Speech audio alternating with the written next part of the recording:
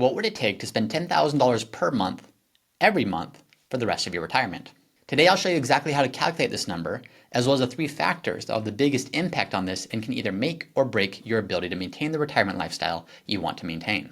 I'm a financial advisor and the founder of Root Financial, where we've helped hundreds of clients answer questions just like this. And what I want to do in today's video is share the framework I like to use to come up with a number that can allow you to determine what you need to spend what you want to spend throughout your retirement. So to start, I'm going to give you a very basic example, maybe a painfully obvious example, but we're going to use this as the baseline to say, how do we start with something and then apply the 3 factors I'm going to walk you through to understand how this number changes so that you can have an idea of what number is going to make most sense for you. But let's start with this. You want to spend $10,000 per month for the rest of your retirement.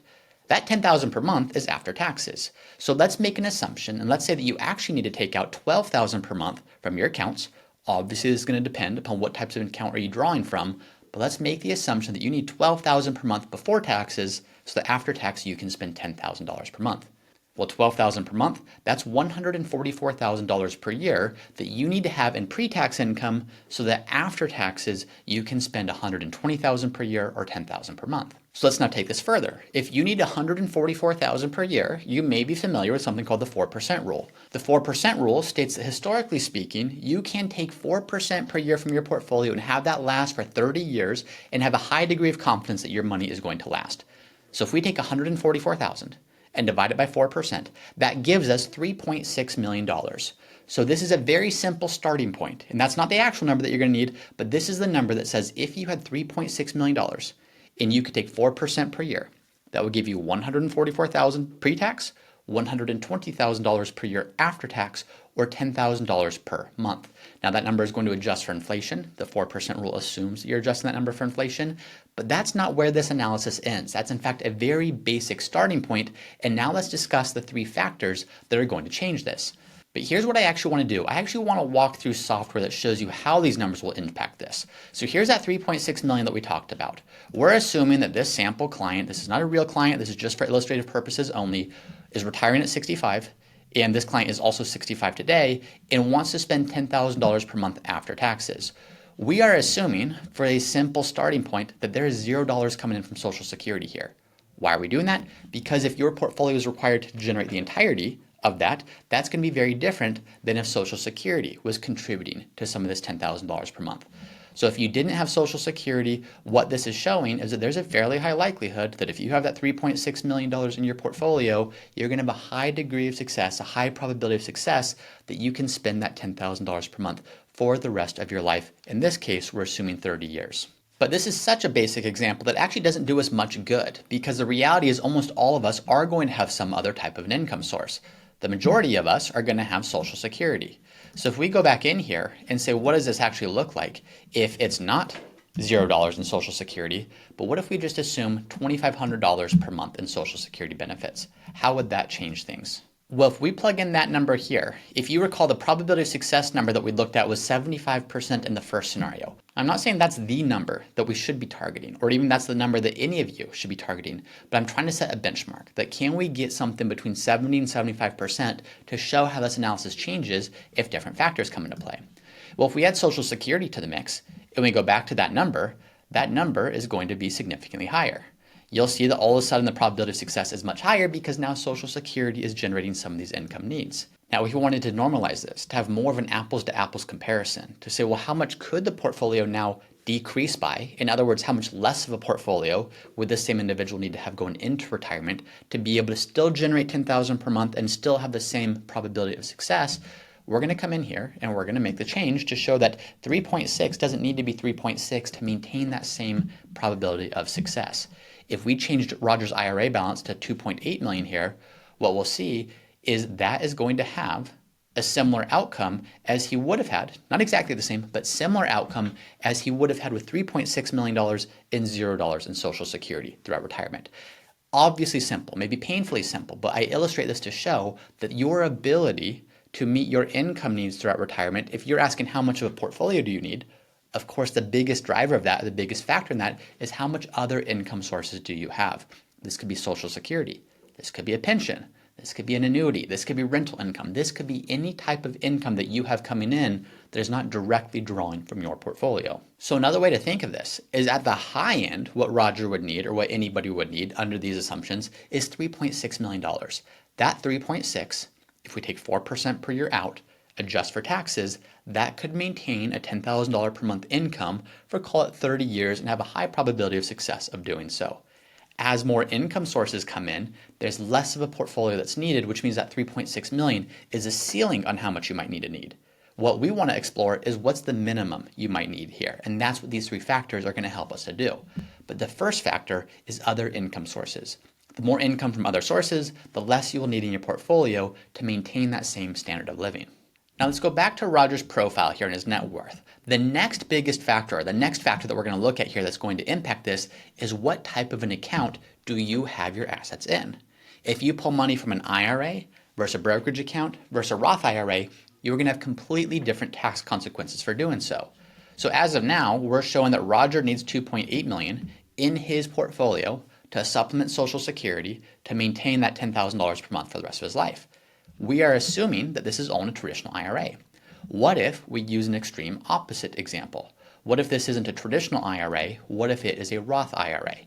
Well, if we did that, and again, if we're trying to keep the probability of success within the 70 to 75% range to normalize what outcome we're solving for, I could drop this down from 2.8 million to 2.1 million, and what we're going to see here is we're going to see a pretty similar probability of success. So you can see that right here. His probability of success is now 70%. So at first he needed 3.6 million to get somewhere near this, to be able to create that outcome, that desired outcome. Now we're all the way down to 2.1 million. What we've changed is we've introduced Social Security and we've switched his IRA balance to a Roth IRA balance. Now, to be clear here, I'm not just saying that he did a conversion. This is not a tax episode. What I'm saying is I'm just illustrating the difference between how much would he have needed if all of his money was in pre-tax accounts compared to how much would he need if all of his money were in tax-free accounts. That's the only thing that I want to illustrate here, is that's a big difference. That was a $700,000 swing for a pretty similar outcome in terms of how much does Roger need going into retirement to be able to maintain this. Now, as you can probably see as we're going through this, there's going to be a lot of variables that are going to be unique to you. Some of those variables have to do with what are your actual goals. When do you retire? How much do you want to spend? Some of your income sources. Maybe it's not just Social Security. Maybe there's a pension, annuity, distributions, inheritance, etc. Maybe there's other types of expenses. Maybe there's other goals that you have. So if you actually want to run these numbers for yourself, click on the Retirement Planning Academy in the link below. You can actually get access to the same software and run this very specific to you. But what we've done so far is just illustrating the principles that we started with 3.6 million for Roger, and we've been able to reduce that as we've introduced other income sources and as we've introduced the alternative of not having all money in a traditional IRA, but what if some, or in this case all, was actually in a Roth IRA? So those are the first two factors that are going to impact this. Number one, what other income sources do you have? And number two, what type of an account are your assets held in? The third thing that's going to impact this is what withdrawal rate are you using? Now here's the reality. You can't just choose a withdrawal rate and assume that it's going to work for you. If you start taking out 10% per year from your portfolio, starting at age 65, and you expect that to last until 95, you have a very low probability of actually accomplishing that. Sure, there may be some cases where that would have worked, but the overwhelming majority of the time you are going to run out of money. So it's not as simple as just choosing a withdrawal rate that you would like to choose. It comes down to two factors. What you want to choose is what's the highest you could potentially take from your portfolio while minimizing the risk of you actually running out of money before you run out of life.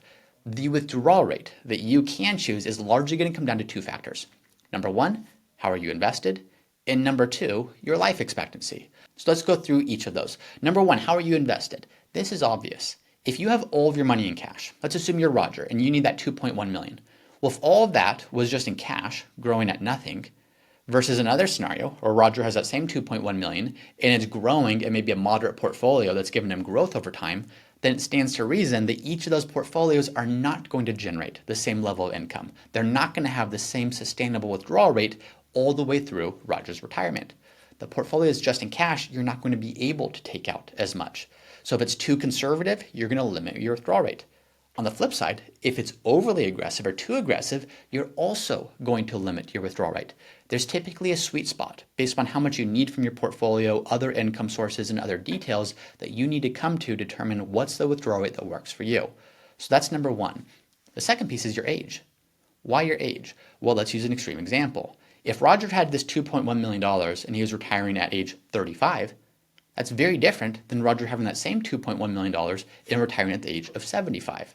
In one of these instances, that money needs to last a whole lot longer than the other. We can actually illustrate that here for Roger. So what if Roger wasn't 65? What if instead Roger today, we are just magically making him 75? All else is still the same. He still has that $2.1 million in his portfolio that we last ended with. If we now go back to his retirement and his probability of success, it's not going to be that 70% probability of success. That jumped 25%. Significantly higher probability of success. Why? Well, because his money only needs to last for 20 years now instead of the 30 that we originally projected. The older you get, and really this isn't a matter of how old you are, it's a matter of how much life do you have left. Whether you're 60 and you're only going to live until 65, or you're 90 and only going to last until 95, both of those in many cases are the exact same from a planning perspective. They're the same in that we know how long does your portfolio actually need to last for you. Of course, there's other variables, surviving spouse, other factors, how much you're spending. But to a large extent, that's the important factor that we're looking at. How long does this money need to last?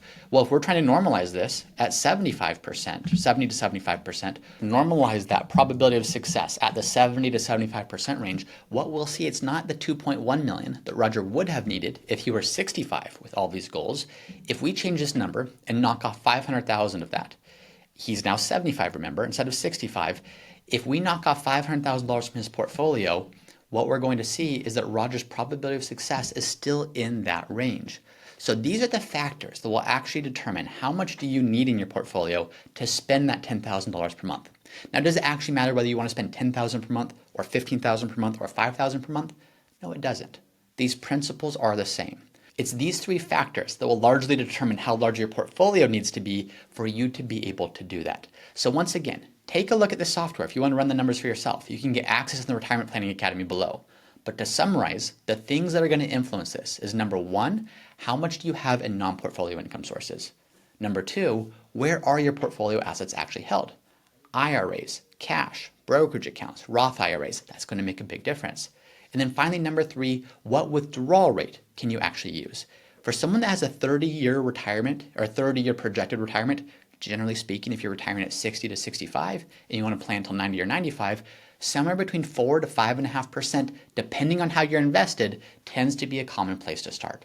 But that will be influenced by how are you invested and how long actually do you have with your life expectancy. So for your planning, know how much you want to spend and then work backwards to understand how these three factors will help you determine how much you actually need in your portfolio to create that.